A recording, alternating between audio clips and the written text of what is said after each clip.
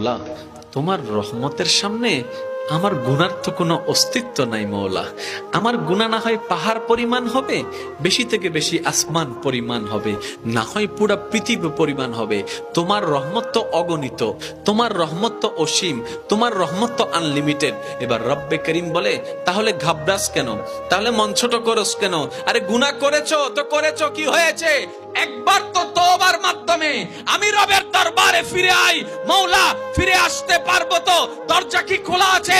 রব্বে করিম বলে, মরণের আগ পর্যন্ত, কিয়ামতের আগ পর্যন্ত, সূর্য পশ্চিম আকাশে ওঠার আগ পর্যন্ত দরজা খোলা আছে, দরজা খোলা আছে, দরজা খোলা আছে।